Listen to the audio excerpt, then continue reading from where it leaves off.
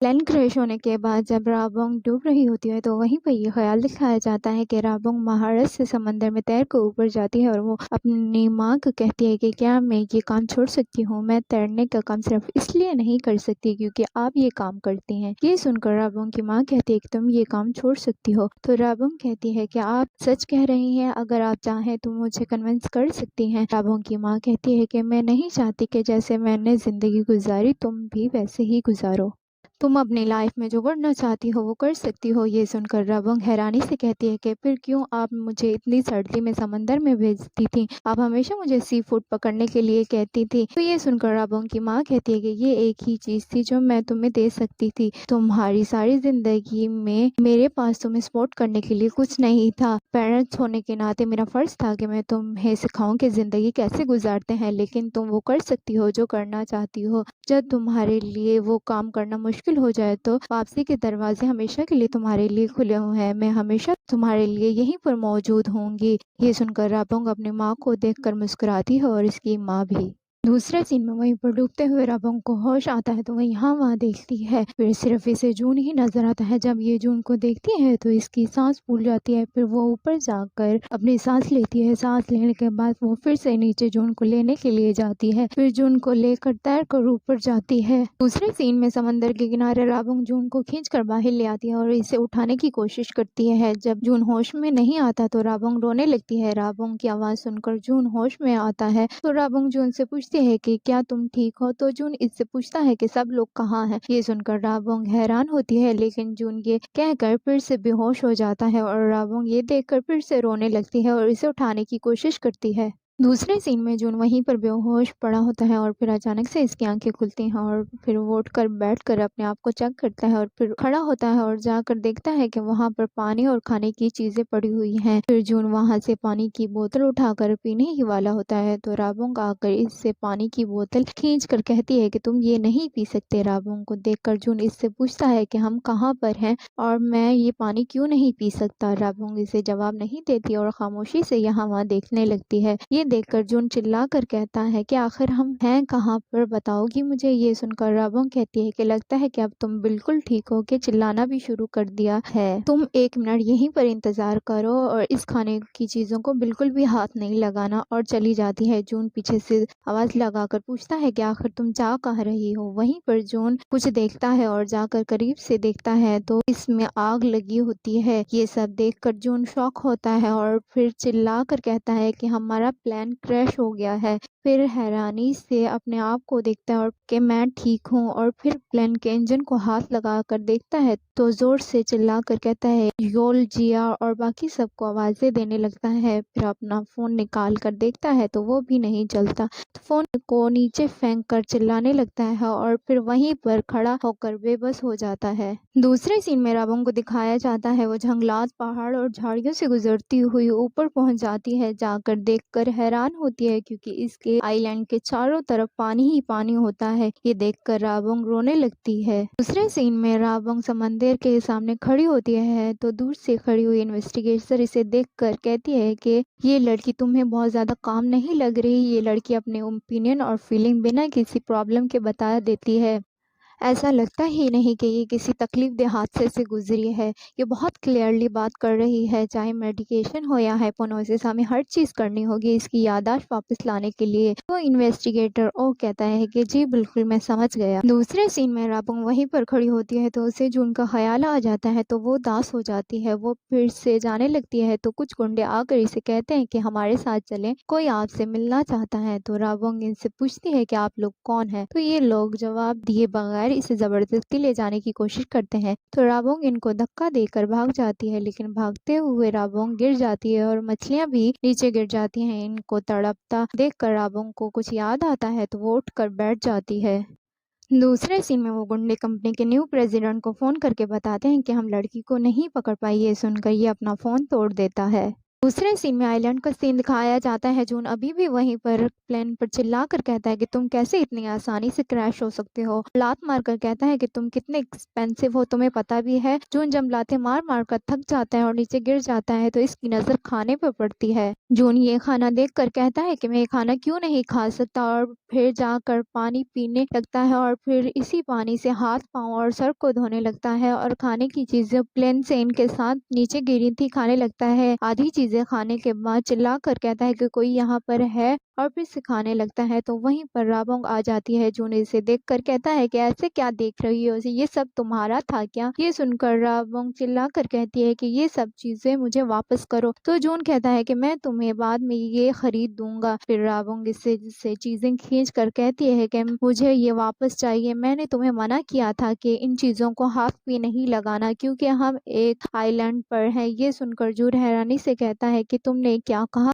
फिर राबोंग इसे बताती है कि हम एक आइलैंड पर हैं, हमारे अलावा सब लोग मर चुके हैं। ये खाना जो तुमने खाया है ये वाहिद खाना था हमारे पास। ये सुनकर जून शॉक होता है और फिर राबोंग से कहता है कि तुम ये कह रही हो कि ये एक आइलैंड है, हमारा प्लेन क्रैश हो चुका है और हम दोनों ही बचे हैं। ये सब कहकर जून कहता है कि ये सब प्रैंक है ना, अब ये वो एक्टोपस वाले शो का हिस्सा है ना, और तुम एक स्टाइलिश नहीं बल्कि एक नई एक्ट्रेस हो ना, और कैमरास कहाँ हैं और बाकी सब, और दूसरों के साथ क्या हुआ है? राबोंग इसे जवाब नहीं देती तो जून समझ जाता है और शॉक हो जाता है। दूसरे सीन में राबोंग से इन्वेस्टिगेटर ओ पूछता है कि क्या तुम ठीक हो, लेकिन राबोंग अभी भी बहुत शॉक होती है। फिर इन्वेस्टिगेटर ओ फोन करके बताता है कि राबोंग को याद आ गया है कि वो कहाँ पर थी। कि वो इससे पूछती है कि क्या तुम श्योर है, तो ये उसे बताता है कि जी बिल्कुल हम श्योर हैं। ये सुनकर इन्वेस्टिगेटर कहती है कि उसे जल्दी से हेडक्वार्टर ले आओ। दूसरे सीन में प्रोसिक्यूटर मिस्टर यून के पास पेपर ले आते हैं और कहते हैं कि तुम ये केस करने से क्यों मना कर रहे हो, हमें ऊपर से ऑर्डर आए हैं कि इस केस की इन्वेस्टिगेशन के लिए। ये सुनकर मिस्टर यून कहते हैं कि मुझे माफ कर दे, मुझे कुछ और करना है। ये सुनकर प्रोसिक्यूटर इससे कहता है कि ये सब तुम अपनी बहन के लिए कर रहे हो ना, क्या तुम्हें अभी भी लगता है कि वो जिंदा है? ये कहता है कि मुझे यकीन है। ये सुनकर प्रोसिक्यूटर कहता है कि अगर वो मर चुकी हो तो फिर तो तुम्हें ऊपर जाने के लिए चांस मिला है, उसे तुम गवा रहे हो। ये सुनकर मिस्टर यून कहते हैं कि मुझे सिर्फ वो करना है जो मैं कर सकता हूँ, चाहे मेरी बहन जिंदा है या नहीं। तो प्रोसिक्यूटर पूछता है कि तुम क्या साबित करना चाहते हो? ये कहता है कि सच का पता लगाना चाहता हूँ। मेरी जॉब का हिस्सा है कि मैं मेक श्योर करूँ कि लॉ कभी भी गलत काम के लिए यूज ना हो, और इस केस में भी झूठ से पर्दा उठाना हमारा काम नहीं है क्या?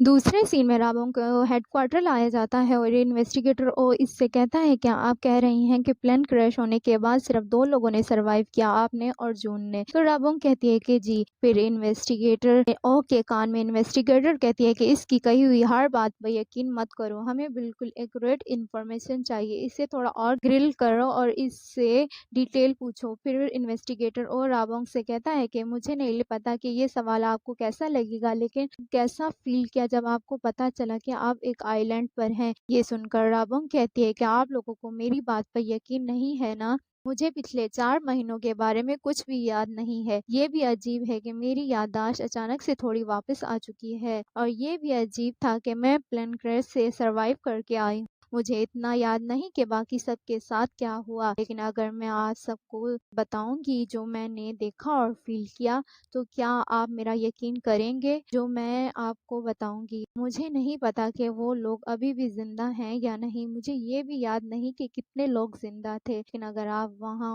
उनको बचाने के लिए जाएंगे तो मैं वो हर चीज़ करूँगी जो आप चाहेंगे मेरी मेमोरी रिकवर करने के लिए, लेकिन प्लीज़ उन लोगों को वहाँ मत छोड़िएगा। ये सुनकर इन्वेस्टिगेटर कहती है कि आज रात हम घर नहीं जाएंगे, और माइक पर बोलती है कि इससे कहो ठीक है। दूसरे सीन में राबोंग बताती है कि एक दिन में मैंने सोचा कि ऐसा मेरे साथ ही क्यों हुआ, इतने सारे लोगों में मेरे साथ ही क्यों हुआ, मुझे अपनी रियलिटी से नफरत हो रही थी। फिर इस तरफ इन्वेस्टिगेटर वो मेडिसिन लेकर आता है और कहता है कि ये टैबलेट तुम्हारी मेमोरी वापस लाने में मदद करेगी। राबोंग ये टैबलेट खाती है और अगले दिन भी ये ही दवाई खाकर बताना शुरू करती है कि एक दिन दूसरे लोगों की मौत की वजह से हम खुद को अजियत दे रहे थे। फिर दिखाया जाता है कि राबोंग आकर जून को खाने के लिए देती है तो जून हैरानी से राबोंग को देखता है और फिर वो लेता है, लेकिन फिर जाकर राबोंग को खाने के लिए दे देता है। ये देखकर राबोंग मुस्कुराकर हमें बताती है कि एक दिन हम बहुत ग्रेटफुल थे कि हम जिंदा हैं। दूसरे सीन में राबोंग बताती है कि अगले दिन वहां से निकलने की नाकाम कोशिशों ने हमें डिप्रेस कर दिया था। फिर दिखाया जाता है कि समंदर में दूर एक शिप जा रही होती है। जून ये शिप देखकर खुश होता है और राबोंग को बताता है। राबोंग शिप को देखकर भाग कर जाती है और तैर कर जाने लगती है, लेकिन शिप बहुत दूर होने की वजह से चली जाती है। ये देखकर राबोंग और जून फिर से बेबस और सैड हो जाते हैं। दूसरे सीन में राबोंग हमें बताती है कि सिर्फ एक दिन में हम 100 मुख्तलिफ तरह की फीलिंग और इमोशन से गुजरते थे, और फिर बताती है कि मैं फिजिकली हर्ट भी होती थी और इसके साथ मेरा दिल भी जख्मी था। दूसरे सीन में जो नारियल को तोड़ने की कोशिश में एक बड़ा पत्थर उठाकर मारता है तो इसके पाँव पर लग जाता है और वो चिल्ला कर कहता है कि मैं ये काम नहीं कर सकता। फिर राबोंग बताती है कि हम उस इंसान की तरह थे जिसे सजाए मौत मिली है। हम तकलीफ की हालत में एक वक्त में एक दिन गुजारते थे। राबोंग की ये कहानी सुनकर इन्वेस्टिगेटर के सर में दर्द हो जाता है। दूसरे सीन में अगले दिन राबोंग बताती है कि फिर मैंने कुछ देखा, तो इन्वेस्टिगेटर पूछता है कि आपने क्या देखा। फिर राबोंग बताती है कि हो। फिर दिखाया जाता है कि एक पत्थर पे एक शख्स के नाम के साथ 25 दिन लिखे होते हैं। ये दोनों ये गिनते हैं और राबोंग जून से पूछती है कि क्या तुमने किसी को यहाँ देखा है, तो जून कहता है कि नहीं। तो राबोंग खुश होकर कहती है कि वो शख्स यकीनन यहाँ से 25 दिनों के बाद सरवाइव होकर जा चुका है। ये कहकर राबोंग कहती है कि फिर हम भी यहाँ से निकल सकते हैं। ये कहकर दोनों खुशी से पागल हो जाते हैं और नाचने लगते हैं। फिर राबोंग बताती है कि इस छोटी सी उम्मीद को अपनी आंखों से देखकर यही ख्याल मेरे जहन से गुजरता था कि मैं सरवाइव करूंगी, आखिर कोई तो आएगा हमें यहाँ से निकालने के लिए। दूसरे सीन में राबोंग झाड़ियों से बड़ा सा हेल्प लिखती है और फिर इन्वेस्टिगेटर ओ इससे पूछता है क्या आपने प्लेन के दूसरे लोगों को ढूंढने की कोशिश नहीं की। तो राबोंग इसे बताती है कि हमने कोशिश की थी, लेकिन फिर दिखाया जाता है कि जून झाड़ियों और जंगलात में से इन लोगों को ढूंढने के लिए जाता है, वापस आ जाता है। ये देखकर राबोंग पूछते है कि तुम इतनी जल्दी क्यों वापस आ गए हो। तो जून उससे कहता है कि मुझे लगता है कि आज के लिए ये काफी है, मुझे भूख लगी है और मैं भूखे पेट किसी को ढूंढ नहीं सकता। ये सुनकर राबोंग कहती है कि तुमने सुबह ब्रेड खाई तो थी। तो जून कहता है कि हमें पहले खुद को जिंदा रखना होगा, फिर बाद में दूसरों को ढूंढेंगे। दूसरे सीन में इन्वेस्टिगेटर कहती है कि इससे सीधा पूछो कि ये 4 महीनों तक कैसे जिंदा थी। तो इन्वेस्टिगेटर और राबोंग से कहता है कि मैं मुद्दे पे आता हूँ, आपने कैसे सरवाइव किया। राबोंग इसे देखकर बताती है कि वहाँ कोई इंसान नहीं था, इसका मतलब वहाँ कोई घर भी नहीं था और यकीनन घर ना होने की वजह से वहाँ पर कोई रोशनी भी नहीं थी। अगर आप इस तरह की जगह पर 4 महीनों से रहते तो आपको क्या लगता है कि आप कैसे रहते। दूसरे सीन में दिखाया जाता है कि जून लकड़ियां तोड़ता है और राबोंग रस्सियां बनाती हैं और एक घर बनाने की कोशिश करते हैं। राबोंग जून से कहती है कि ठीक से बांधो। तो जून कहता है कि मेरी स्किन खराब हो रही है, मैं नहीं कर सकता। राबोंग गुस्से से कहती है कि फिर छोड़ दो, मैं खुद ही कर लूंगी। ये सुनकर जून कहता है कि तुम्हें शुरू से ही ये सब खुद करना चाहिए था। फिर दिखाया जाता है कि जून ऊपर बैठा होता है और राबोंग छत पर कपड़ा डाल रही होती है। तो जून ऊपर बैठकर ऑर्डर देता है कि थोड़ा लेफ्ट पर भी डालो और राबोंग अपनी पूरी कोशिश कर रही होती है। तो जून कहता है कि जल्दी करो, हमें और भी काम करने हैं। दूसरे सीन में राबोंग पत्थर से पानी निकालने की कोशिश करती है और फिर वो तरीका काम कर जाता है। तो जून हैरान होता है। तो राबोंग मुस्कुरा कर कहती है कि देखो मैंने कहा था ना ये काम करेगा। फिर पानी भरने के बाद पानी को सेव करके रखते हैं। तो वहीं पर जून कहता है कि हम काफी दिनों से यहाँ हैं, मुझे नहीं लगता कि 25 दिनों तक हम यहाँ पर रहेंगे, मैं यही पानी पीऊंगा जब तक हम यहाँ पर हैं। और फिर जाकर खाने की चीजें उठाने लगता है और कहता है कि मैं सिर्फ ये 2 ही चीजें खाऊंगा, बाकी सब तुम खा लो। ये सब सुनकर राबोंग कहती है कि सब कुछ अपनी जगह पर वापस रखो। ये सुनकर जून सब कुछ रख कर बैठ जाता है और कहता है कि मैं तो सिर्फ डिवाइड कर रहा था। दूसरे सीन में हेडक्वार्टर में एक इन्वेस्टिगेटर कहता है कि हमें उस आइलैंड को ढूंढने के लिए 3 महीने लगेंगे। ये सुनकर इन्वेस्टिगेटर कहती है कि इन महीनों में हम ना जाने कितनी बार फायर होंगे। फिर जाते हुए पूछती है कि राबोंग कहाँ पर है। तो इन्वेस्टिगेटर ओ उसे बताता है कि वो अपनी अपनी माँ के घर पर है। तो इन्वेस्टिगेटर कहती है कि इसके साथ बॉडीगार्ड तो है ना, उन्हें कह दो कि रिपोर्टर राबोंग से हरगिज़ ना मिले। अगर पब्लिक को इसकी याददाश्त के बारे में पता चला तो हम बहुत बड़ी मुश्किल में पड़ जाएँगे। ये सुनकर इन्वेस्टिगेटर ओह कहता है कि जी मैम, बिल्कुल मैं समझ गया। दूसरे सीन में मिस्टर युन के पास दूसरे प्रोसिक्यूटर का फ़ोन आता है और वो उसे बताता है कि उन्होंने आपकी बहन को तलाश कर लिया है। आपकी बहन चाइना के साहिल से मिली है, लेकिन हमें माफ़ कर दें सर। ये सुनकर वो रोक कर पूछता है कि चाइना में कहाँ पर है मेरी बहन?